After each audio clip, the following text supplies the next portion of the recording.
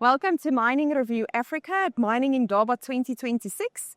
Today I'm speaking to Raksha Naidoo, board member of WiMSA and the CEO of Particle Group. Raksha, welcome. Thanks, Rochelle. Please give us an overview of WiMSA. All right. WiMSA is a non-profit organization, Women in Mining South Africa, and was literally created as a space where women can come together and find support, find mentors, and we, as an organization, exist to serve, to build a better community for women in this industry. So our vision and mission is very much centered around creating a better place for women in mining and through mining. How much progress has South Africa made to empower women in the mining industry? You know, this is a big debate, right? Because whilst from one angle, 100% we see the progress is also not enough and not at a rate that's fast enough.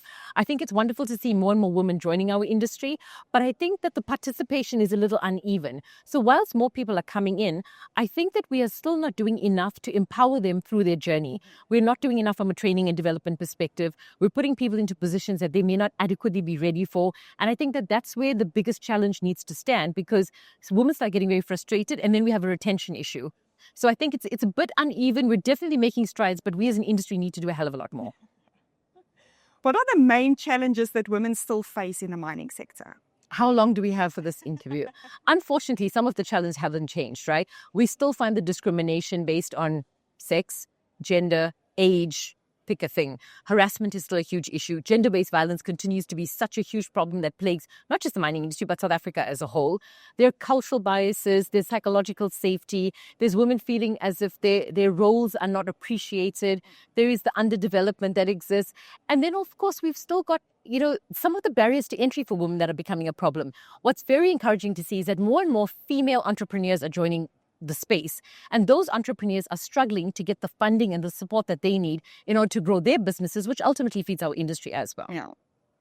What are some of the initiatives that WiMSA has implemented for women in mining? So I think one of the things that I'm proudest of, and I think our organization is proudest of, is mentorship, right? Yeah. We do, and I believe we do it really well. We do a lot to find you mentors and to offer platforms platforms and workshops that are very mentorship based and focused. We ran a very structured program for a couple of years, and now we've sort of resorted to doing a lot more virtual type mentorship programs, so we're able to reach a lot more women. So if you're sitting on a mine site in the middle of the Northern Cape, you can still participate and still get the insights.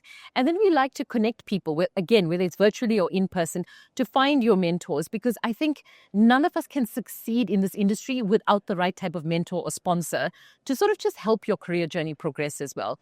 We also do some really great awareness work and a lot of great awareness campaigns.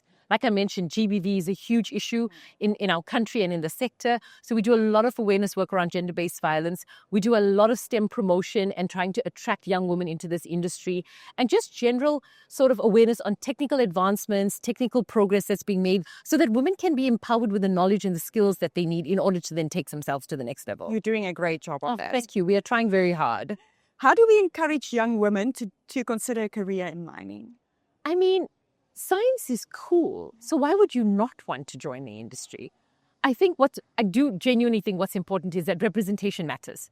And I think that, I know for myself, when I started off my career, I didn't know anyone that looked like me and sounded like me in this industry. So my vow was, if I ever got to a place of leadership, I was going to be that mentor that I never had growing up. And I do think that a lot of women, as they start progressing in their journey, I think we need to put ourselves out there to show others that we can do it. I think that the more of us that share our stories, and share our stories honestly, because whilst this is a fantastic industry, it's a very difficult industry, but not one to scare people away, but rather to share some of the truths of the hard work that's required, of how do we need to immerse ourselves and learn and take control of our own development in order to get to where we need to be.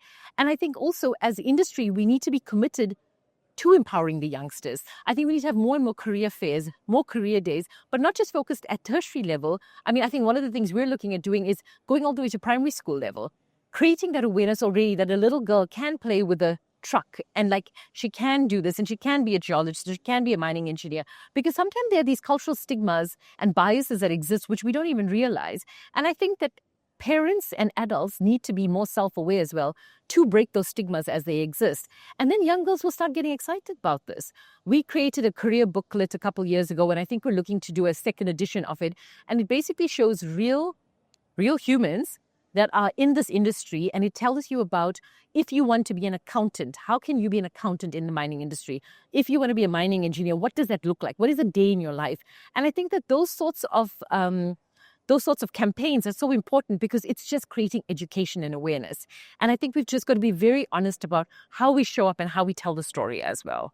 Well, Raksha, thank you so much for joining us today. Thank you so much. If I can also just add that, you guys are such wonderful advocates of women in mining. And I think that you afford us these platforms to showcase our story and to showcase the challenges and also the great opportunities that exist. So thank you very much for that. And I think with the work that you guys do with mining elites particularly, I know I'm incredibly proud to be one of your mining elites this year, but you give us hope for the type of leaders that exist out there. And again, you're presenting us with what leadership looks like from your future leaders to the leadership profile. So thank you for doing that and for affording us all this opportunity. So thanks, Raksha. Thank you.